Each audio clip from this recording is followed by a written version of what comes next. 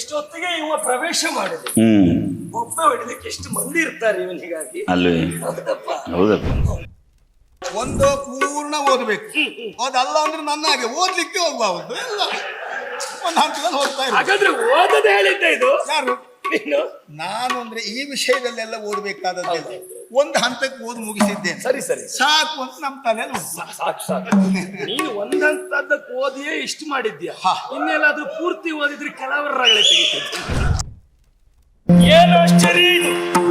ಶಬರ ಪಡೆಯನ್ನ ಸೇರಿಸಿಕೊಂಡು ಮೃಗವಿಹಾರ ಎನ್ನುವ ಕಾರಣಕ್ಕಾಗಿ ಅರಣ್ಯ ಪ್ರಾಂತ್ಯವನ್ನ ಪ್ರವೇಶ ಮಾಡಿ ಬಂದು ನೋಡಿದ್ರೆ ಇಷ್ಟೊತ್ತಿಗೆ ಒಬ್ಬ ಪ್ರವೇಶ ಮಾಡಿದನಲ್ಲ, ಇವನನ್ನ ಕಂಡರೆ ಎಷ್ಟೊತ್ತಿಗೂ ಪ್ರವೇಶ ಮಾಡೋದಕ್ಕಾಗುವ ಅಂತ ಕಾಣ್ತಾನೆ. ಎಷ್ಟೊತ್ತಿಗೆ ಇವ ಪ್ರವೇಶ ಮಾಡಿದೆ. ಒಬ್ಬ ಹೊಡಿಲಿಕ್ಕೆ ಎಷ್ಟು ಮಂದಿ ಇರ್ತಾರೆ ಇವನಿಗಾಗಿ. ಹೌದಪ್ಪ. ಕಾರಣ ಏನು? ಈತ ರೂಢಿಪತಿ. ರೂಢಿಪತಿ ಹಿಂಭಾಗದಲ್ಲಿ ಅವನನ್ನು ಅನುಸರಿಸಿಕೊಂಡು ಬರುವ ಹಿಂಬಾಲಕರು ಅನೇಕರು ಇದ್ದೇ ಇರ್ತಾರೆ. ಒಮ್ಮೆಲೆ ಇವನನ್ನು ಕಂಡಾಗ ಒಂದ್ ರೀತಿ ಮನಸ್ಸಾದದ್ದು. ಹೌದಾ? ಹೌದಪ್ಪ. ಜರ್ಪು ಒಂದು ರೀತಿ ಮನಸ್ಸಾದದ್ದು. ನಾನು ಯೋಚನೆ ಮಾಡೋದು, ಇವನ ಮುಖ ಕಂಡಾಗ ಇವನೇ ಮನಸ್ಸು ಮಾಡುವವನಾಗಿದ್ದಾನೆ ಒಮ್ಮೊಮ್ಮೆ. ಆದ್ರೆ ಇವತ್ತು ನನಗೆ ಮನಸ್ಸಾದಾಗ ಉಂಟಪ್ಪ. ಮನಸ್ಸಾಯ್ತು ಎನ್ನುವ ಕಾರಣಕ್ಕಾಗಿ ಹೋಗಿ ಹಾಗೆ ಮಾತನಾಡಿಸಲೇ ಸಾಧ್ಯವೇ ಇಲ್ಲ. ಅಧಿಕಾರ ದರ್ಪ ಯಾರನ್ನ ಬಿಟ್ಟಿರ್ತದೆ ಹೇಳಿ? ಮಹಾಕಲಿ ಮಗಧೇಂದ್ರನ ಸುಕುಮಾರಿ ನಾನು. ಸಾಮಾನ್ಯ ಹೆಣ್ಣು ಮಕ್ಕಳ ಹಾಗೆ ಯಾವತ್ತು ಕಾಣದೇ ಇದ್ದವನನ್ನು ಇವತ್ತು ಕಂಡಾಗ ಮಾತನಾಡಿಸಿದ್ದು ಸರಿಯಾ? ಮಾತನಾಡಿಸಲೇಬೇಕು. ಯಾಕೆ? ನಮ್ಮಲ್ಲಿಗೆ ಪ್ರವೇಶ ಮಾಡಿದ್ದು ನಮ್ಮ ಆತ್ಮಾಭಿಮಾನ, ಗೌರವ, ಅದಕ್ಕೆ ಧಕ್ಕೆ ಬಾರದ ರೀತಿಯಲ್ಲಿ ಅವನನ್ನ ಮಾತನಾಡಿಸಬೇಕು.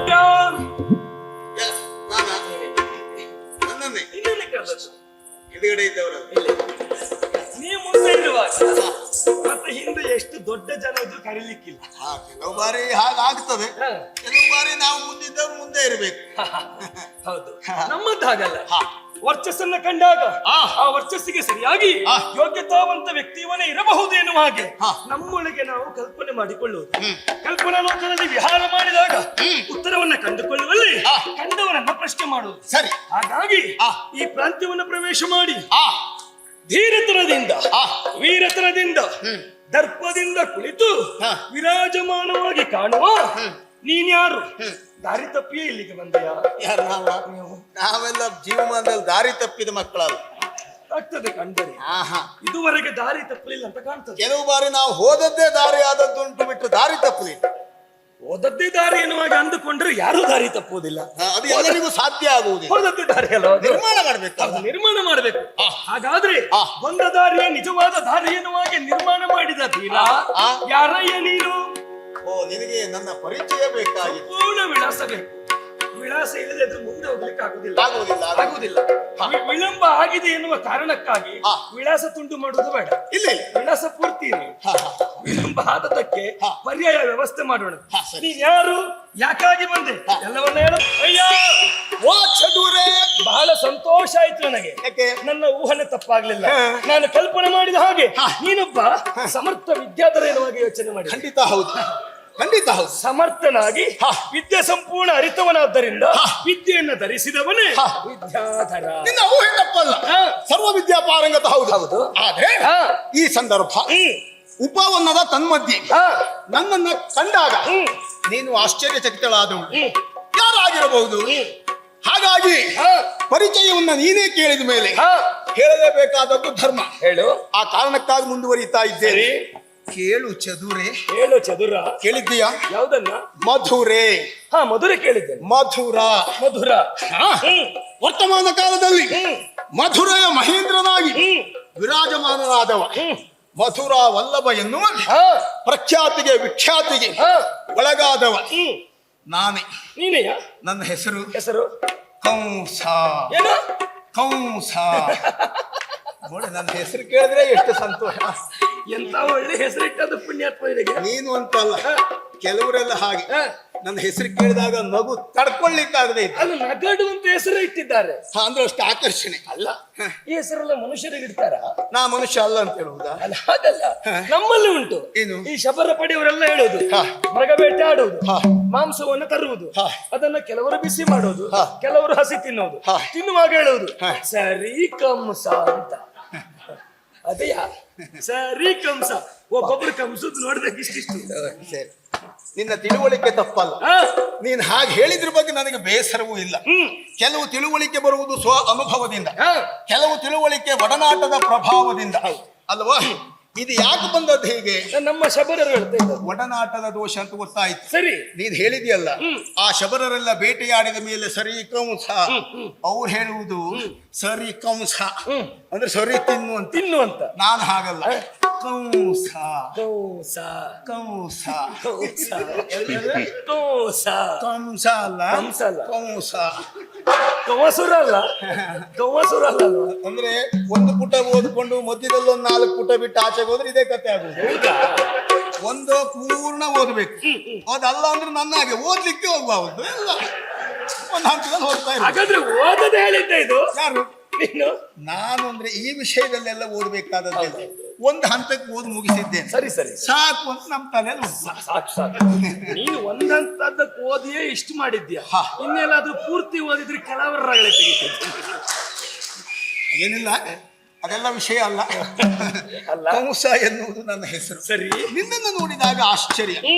ಒಂದ್ಸಾರಿ ನೋಡಿದಾಗ ನೀ ಹೆಣ್ಣು ಹೌದಾ ಅಲ್ವ ಅಂತ ನನಗನ್ನಿಸಿ ಅನುಮಾನ. ಯಾಕಂದ್ರೆ ನಿನ್ನ ನೋಡಿದ್ರೆ, ನೀನ್ ಆ ಕಡೆ ಈ ಕಡೆ ನಡೆಯುವುದೆಲ್ಲ ನೋಡಿದ್ರೆ ತೀರಾ ಸ್ವಾಭಾವಿಕವಾದ ಹೆಣ್ಣು ಹೆಜ್ಜೆ ಕಂಡ ನಮ್ಮ ಅಪ್ಪನ ಅಲ್ಲ, ಅದು ನಮ್ಮ ಅಪ್ಪನ ಹೆಜ್ಜೆ. ಎಲ್ಲಿಯೋ ಈ ಗಂಡು ಹೆಣ್ಣಿನ ಹೆಜ್ಜೆಯನ್ನು ಅನುಸರಿಸಿದ ಹಾಗೆ, ಹಾಗಾಗಿ ಅನುಮಾನ. ಗಂಡು ಹೆಣ್ಣಿನ ಹೆಜ್ಜೆ ಅಲ್ಲ, ಇವತ್ತು ಹೆಣ್ಣು ಸ್ವಲ್ಪ ಗಂಡಿನ ಹೆಜ್ಜೆ ಹಾಕಿ. ಏನ ಅಲ್ಲ, ನಮಗೆ ಹೊಸ ಅನುಭವ ಅಲ್ವಾ? ಆಮೇಲೆ ಬೆಂಗಡೆಯಲ್ಲಿ ನೋಡಿದೆ, ಜಡೆ ಕಾಣಿಸ್ತಾ ಉಂಟು.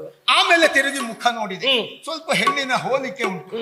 ಆಮೇಲೆ ಉಳಿದ ಅಂಗಾಂಗಗಳನ್ನು ಕಂಡಾಗ ಹೆಣ್ಣು ಎನ್ನುವುದು ಸ್ಪಷ್ಟ ಆಯಿತು. ಹಾಗಾಗಿಯೇ ರಪನ ಕುಮಾರಿಯಂತೆ ಕಾಣ್ತಾ ಇದ್ದೆ. ಅನುಮಾನವೇ ಬೇಡ. ಉಟ್ಟಾಭರಣ, ತೊಟ್ಟ ಆಭರಣ, ಉಟ್ಟ ವಸನ, ನೀನಾಡುವ ಮಾತು ಎಲ್ಲವೂ ನಿನ್ನ ಸಂಸ್ಕಾರವನ್ನು ಸೂಚಿಸ್ತಾ ಇದೆ. ನನ್ನ ಊಹೆ ಸತ್ಯ ಅಂತ ಆದ್ರೆ ನೀನ್ ಯಾರು? ಹೆಸರೇನು? ಅಪ್ಪ ಅಮ್ಮ ಯಾರು? ಅಯ್ಯ, ಯಾರು ನೀನು? ಪರಿಚಯ ಬೇಕು. ಎಲ್ಲಿ ಅವಳು? ಇಲ್ಲಿ ಅವಳು ಇದೆ. ಹೌದೌದು, ಇದೆ. ಇಲ್ಲಿ ಇಲ್ಲಿ ಅವಳೆ. ಇಲ್ಲಿ ಏನು? ಇಲ್ಲಿ ಏನೇನು ಅಲ್ಲ, ಇಲ್ಲಿ ಒಬ್ಳು ಸಮರ್ಥಳು ನಾನು. ಹೌದಾ? ಹೌದೌದು. ನೀನು ಸಮರ್ಥಳವುದು ಎನ್ನುವುದು ಈಗ ಗೊತ್ತಾಯ್ತು. ಹೌದಾ? ಸಮರ್ಥಳಲ್ಲದೆ ಇದ್ರೆ ಇದೆಲ್ಲ ಸಾಧ್ಯವೇ ಇಲ್ಲ. ಸಾಧ್ಯವೇ ಇಲ್ಲ. ಹೌದೌದು. ಅದಲ್ಲ ಇದ್ರು ಸಮರ್ಥರಲ್ಲದೆ ಇದ್ರೆ ನಿನ್ನ ಮುಂದೆ ನಿಂತು ಮಾತನಾಡುವುದು ಕಷ್ಟವೇ. ಆ ಮಟ್ಟಿಗೆ ನಿನ್ನ ನೋಡಿದ್ರೆ ಅರ್ಥ ಆಗ್ತದೆ. ಏನಂತ? ನಾನು ಅಂದ್ರೇನು, ಯಾರ ಮುಂದೂ ನಿಂತು ಮಾತಾಡ್ತೀನಿ. ಅಯ್ಯೋ, ನೀ ನಿಂತ ಪ್ರದೇಶ ಗಿರಿವ್ರಜ ಪಟ್ಟಣ ಗೊತ್ತಾಗಿದೆ. ಮಗಧ ದೇಶ. ಇಲ್ಲಿ ಪ್ರಭು ಮಹಾಕಲಿ ಮಗಧೇಂದ್ರ. ಮಾಗಧ. ಮಾಗಧ. ಆ ಮಾಗಧನ ಮುದ್ದಿನ ಮಗಳು ನಾನು. ಅಂದರೆ ಗಿರಿವ್ರಜ ಪಟ್ಟಣದ ದೊರೆಕುಮಾರಿ. ದೊರೆಕುಮಾರಿ ಮಾಗಧನ ಮಗಳು. ಮಗಳು. ನಿನ್ನ ಹೆಸರು? ಹೆಸರು ಬೇಕಾ? ಹೆಸರು ಕೇಳ್ಬೇಕು. ಹೆಸರು ಬೇಡ, ನನ್ಗೆ ಹೆಸರು ಉಂಟು. ಕೇಳ್ಬೇಕಾ? ನಿನ್ನ ಹೆಸರು ಏನು ಹೇಳು? ಏನು?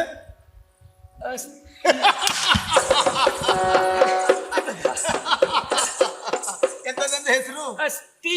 ಅಸ್ತಿ. ಈ ಹೆಸರೆಲ್ಲ ಮನುಷ್ಯರಿಗೆ ಏನು ತಿರುಗುಬಾಣವ ನನಗೆ? ತಿರುಗುಬಾಣ ಅಂತಲ್ಲ. ಯಾಕೆ ಕೇಳು? ಯಾಕೆ? ಅಸ್ಥಿ ಅಂದ್ರೆ ಏನು? ಒಬ್ಬ ವ್ಯಕ್ತಿ ಸತ್ತಾಗ ಆ ಅಸ್ಥಿಯನ್ನು ತೆಗೆದುಕೊಂಡು ಹೋಗಿ ಪುಣ್ಯಕ್ಷೇತ್ರಕ್ಕೆ ಹಾಕುವುದು. ಅದನ್ನ ಅಸ್ಥಿ ಅಂತ ಕರೆಯುವುದು. ಇದು ಜೀವಂತ ಇದ್ದದ್ದು ಅಸ್ಥಿ. ಅಸ್ಥಿ ಯಾಕೆ ಇಟ್ಟದ್ದು? ನಾನು ಅಸ್ಥಿ, ನೀನು ಅಸ್ಥಿ. ನನಗೊಬ್ಬಳು ತಂಗಿ ಇದ್ಲು, ಅವಳು ಪ್ರಾಸ್ತಿ. ಓ, ಅಕ್ಕ ಅಸ್ಥಿ. ಹೌದು. ತಂಗಿ ಪ್ರಾಸ್ತಿ.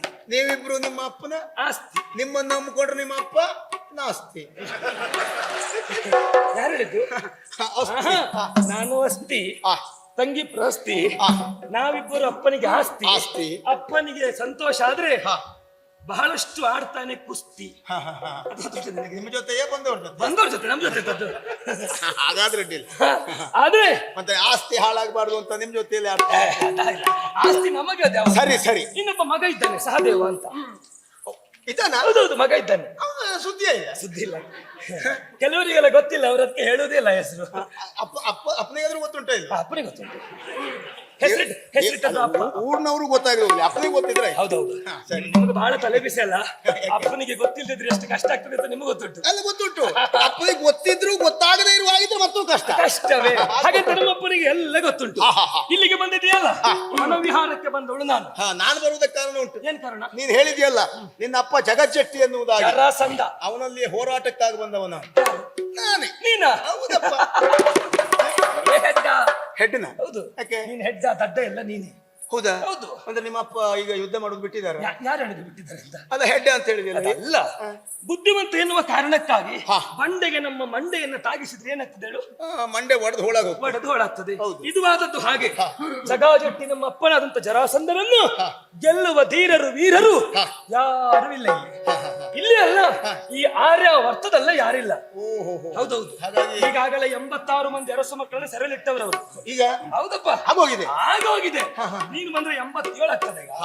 ಹಾಗಾಗಿ ಹೇಳ್ತಾ ಇದ್ದೇನೆ, ದಣಿಯ ಬೇಡ, ಸಾಕು. ಇವತ್ತು ನೀನು ಬಂದದ್ದು ತಡ ಆಯ್ತು. ಅಲ್ಲ, ತಡ ಆದ್ರೂ ಮಾಡುವಷ್ಟು ಮಾಡಿದ್ದೀನಿ. ನಾನು ಬಂದ ತಡ ಆದದ್ದಲ್ಲ, ಬೇಗ ಬರ್ಲಿಕ್ಕೆ ಆಗ್ಲಿಲ್ಲ. ಸರಿ, ಅದೆರಡು ಒಂದೇ ಬಿಡ. ಅದೆಂತದ್ದು ಎರಡು ಒಂದಾಗುವುದಿಲ್ಲ. ನಾವು ಬೇಗ ಹೊರಡುವುದು ಬೇರೆ, ಬರುವಾಗ ಮಧ್ಯದಲ್ಲಿ ಏನಾದ್ರೂ ತೊಂದರೆ ತಡ ಆಗುವುದು ಬೇರೆ. ಎಂತಾದ್ರೂ ಕೊನೆಗೆ ಮುಟ್ಟುವಲ್ಲಿಗೆ ತಡವೇ ಆಗುದಲ್ವಾ? ತೊಂದ್ರೆ ಇಲ್ಲ. ಅದ ಹೇಳದ್ದು. ಹಾಗಾಗಿ ಮುಟ್ಟದ ಇದ್ರೆ ಕೆಲಸ ಆಗ್ಬೇಕು. ಹಾಗಾಗಿ ಹೇಳ್ತಾ ಇದ್ದೇನೆ, ದಣಿದು ಬಂದವನು ನೀನಿರಬೇಕು. ಇನ್ನು ಯುದ್ಧವನ್ನ ಮಾಡುವುದು ದಣಿಯೂ ಅಲ್ಲ. ಹಾಗಾಗಿ ಹೇಳ್ತಾ ಇದ್ದೇನೆ, ಇಲ್ಲಿಂದ ತರಣಿ.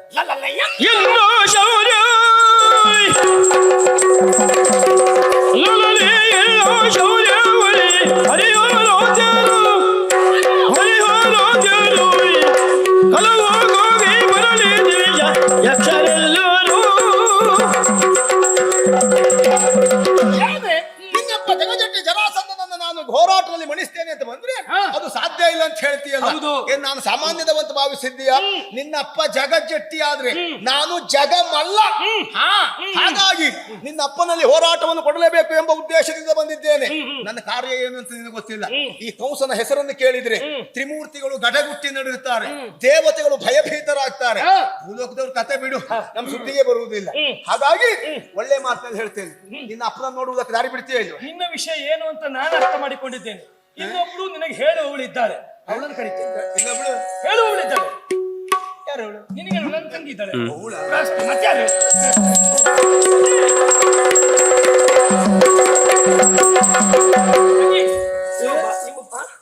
ನನ್ನ ತಂಗಿ. ನೀನು ಇವಳು ತಂಗಿ ಆದ್ಮೇಲೆ ನಾನು ಅಕ್ಕ ಆಗ್ಬೇಕಲ್ಲ? ಅಲ್ಲ, ಆಗ್ಲೇಬೇಕು ಅಂತೇನಿಲ್ಲ ಬಿಡು.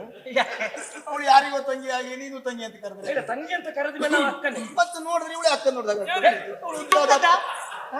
ನಾನು ಅಷ್ಟಿದ್ನ ತಿಳ್ಕೊಂಡ ತಪ್ಪಾಯ್ತು. ಅಂದ್ರೆ ನಿನಗೆ ಬಿಡುವಿಲ್ಲದ ಕಾರ್ಯಕ್ರಮ, ಹಾಗಾಗಿ ಬೆಳಿಲಿಕ್ಕೆ ಆಗುದಿಲ್ಲ. ಇವಳು ಹಾಗಲ್ಲ, ತಿಂದುಕೊಂಡು ಇವಳಿಗೆ ಅಪ್ಪ ಅಮ್ಮ ಕೊಟ್ಟದ್ದು ಮಾತ್ರ ಅಲ್ಲ, ನಾನು ಪ್ರೀತಿಯಿಂದ ತಂಗಿ ತಿನ್ನು ಅಂತ ತಿನ್ನಿಸುವುದು. ಹಾಗಾಗಿ ನೋಡಿದ್ರೆ ಬಹಳ ಬೇರೆಯವರು ತಿನ್ನಿಸೋರು ಹಾಗೆ ಕಾಣುವುದಿಲ್ಲ. ಇದೆಲ್ಲ ನೀನೇ ತಿನ್ಕೊಂಡು ಹೋಗೋಳ ಮಾತನಾಡ್ಲಿಕ್ಕೆ ಬಿಟ್ರೆ ಬಹಳ ಅದೇ ನೋಡಿದ್ ನಾನು ಆ ಕಡೆಯಲ್ಲಿ ಇರ್ಬೇಕಾದ್ರೆ ನಿಮ್ಮಿಬ್ಬರದೇನೋ ಮಾತುಕತೆ ಆಗ್ತಾ ಇದ್ದೆ. ನಾನು ಭಾವಿಸಿದೆ ಇವರಿಬ್ಬರು ಮಾತುಕತೆ ಪ್ರಾರಂಭ ಮಾಡಿದ್ರೆ ಇವತ್ತೇ ಮುಗಿಸುವುದಿಲ್ಲ. ಇಲ್ಲ, ನಾನು ಮೊದ್ಲು ನಿನ್ನ ನೋಡಿದ್ರೆ ನಿನ್ನನ್ನೇ ಕರೀತಿದ್ದೆ, ಮೊದ್ಲು ಅವಳು ಸಿಕ್ಬಿಟ್ರೆ. ಹಾಗಾಗಿ ಮಧುರೆಯಿಂದ ಬಂದವಂತೆ. ಮಧುರೆಯಿಂದ ಹೆಸರು ಕಂಸ ಏನವಾಗಿ ಹೇಳ್ತಾ ಇದ್ದಾನೆ. ಕಂಸ ಅಲ್ಲ, ಹೇಳ್ತಾ ಇದ್ದಾನೆ ಅಲ್ಲ, ಕಂಸನೇ. ಹೌದಾ? ಅದೇ ಅಂತೆ. ಕೊನೆಗೆ ನೀನು ನಾನು ಮಧುರ ವಲ್ಲಭ ಕಂಸ ಅಲ್ವೇನು ಅಂತ ಅವ್ರ ಲೆಕ್ಕಕ್ಕೆ ಸಿಗದೆ ಗಂಡಂತ್ರ ಮಾಡಾಕ್ಬೇಡ.